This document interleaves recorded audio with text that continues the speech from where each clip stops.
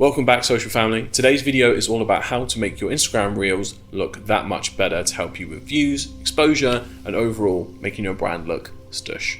There's going to be some basic principles in here which a lot of people will be familiar with if they're used to producing content, but overall I think it can be a very valuable resource for anyone who needs to know the exact essentials, the basics to actually go through to figure out how to improve and how to make sure your Reels look great for those better views and overall brand exposure.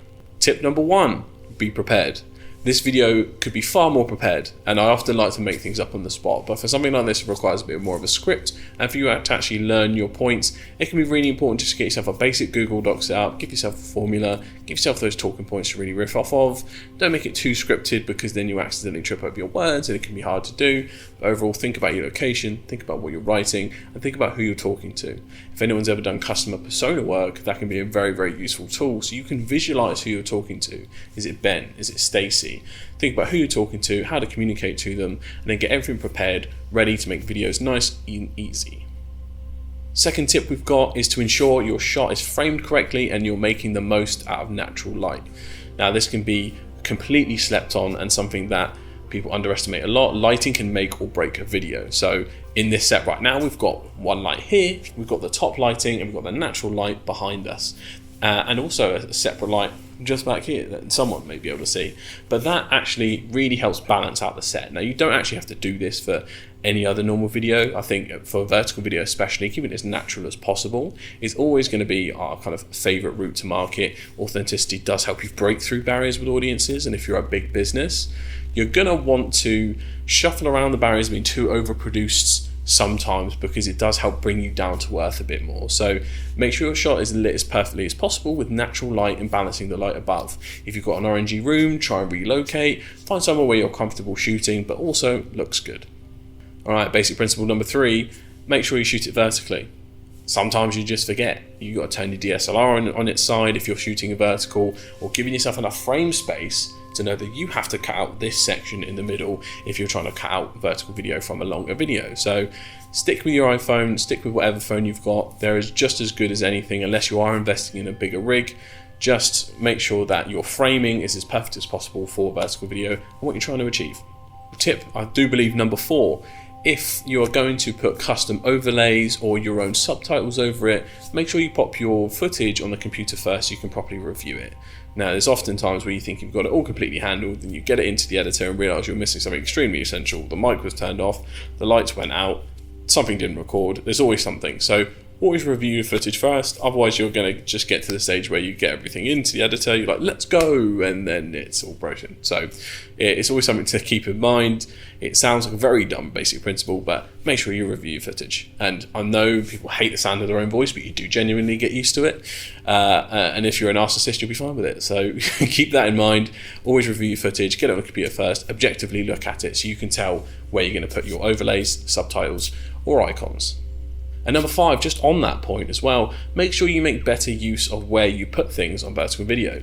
So you have to keep in mind where elements are on TikTok and Reels to make sure that your subtitles or your titles won't be cut off. So make sure you factor in little things like, will the phone that someone's watching on, let's take an iPhone, will they have a notch? If you put your text too high at the top, will that then be cut off? If you put your subtitles too far down the bottom, are you going to be covered up halfway by the comment section? These are all little things that you can figure out in Editor. If you're doing it in a phone, you can then factor that in because it does actually bring a little preview for you. But if you're editing somewhere else and making content in bulk, something you have to keep in mind that when you're shooting, when you're editing in post, maybe create yourself a little template that you can drag and drop in and make slightly more opaque so you can then work around it. That's often a good technique I've used before. But overall, just think of where the content is going and make sure you edit for that platform, because people can tell when you've done a half-assed job, it doesn't feel like it's native, and therefore your reach goes down. So whenever you're doing stuff like this, nativity is the important thing here. Another thing to consider, I think is point number 6 now, is to grab yourself some B-roll. There are going to be times where you might not have been looking at the camera, you may have been doing something dumb and looking at yourself in the camera like I do often, you could have sneezed, whatever it is. Grab yourself some B-roll to give yourself some leeway. whether it's of an office space, whether it's of what you're talking about, whether it's a screen recording you can throw up.